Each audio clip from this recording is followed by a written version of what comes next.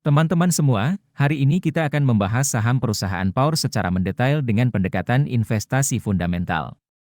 Ayo kita lihat bagaimana performa keuangan perusahaan ini.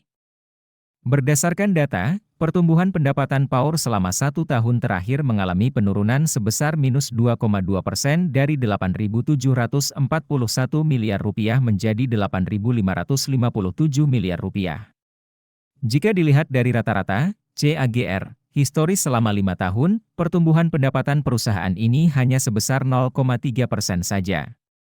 Terlihat pertumbuhan pendapatannya masih belum optimal.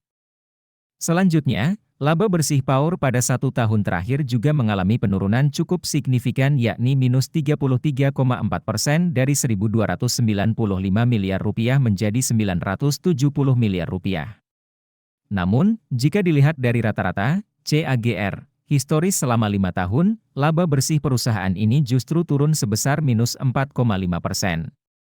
Ini menunjukkan performa laba bersih Power belum memuaskan. Melihat profitabilitas perusahaan, gross profit margin Power turun dari 26,9% di tahun sebelumnya menjadi 23,1% di tahun ini. Sementara net profit margin juga menurun dari 14,8% ke 11,3%. Ini berarti kemampuan Power dalam menghasilkan laba masih perlu ditingkatkan. Dari sisi pengelolaan aset, return on asset Power turun dari 6,2% menjadi 4,6% di tahun ini. Sedangkan return on equity juga menurun dari 11,8% ke 8,5%. Perusahaan yang baik harusnya punya ROE minimal 10%, jadi posisi ROE Power masih belum optimal. Untuk kesehatan keuangan, debt to equity ratio Power stabil di level 0,7 kali.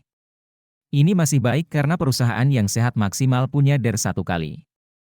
Jika kita lihat dari skor kerangka investasi fundamental Warren Buffett, Power mendapat skor 1 dari total 6 poin.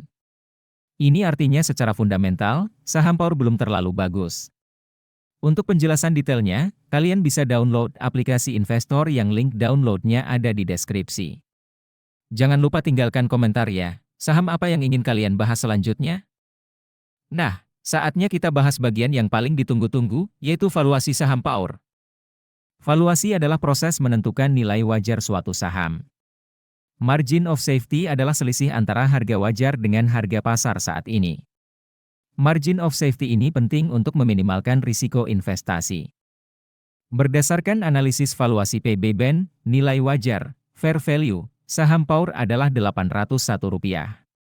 Sementara harga saham saat ini Rp665. Ini berarti margin of safety saham Power adalah 17,0%. Lalu, berdasarkan valuasi PE/BEN, nilai wajar, fair value, saham Power adalah Rp554. Sementara harga saham saat ini Rp665. Ini berarti margin of safety saham Power adalah minus 20,0%. Nah, teman-teman semua, analisis ini hanya sebagai referensi. Keputusan akhir tetap ada di tangan kalian. Jadi lakukan riset dan analisis sendiri sebelum memutuskan berinvestasi. Ingat, setiap keputusan investasi adalah tanggung jawab masing-masing. Semoga bermanfaat.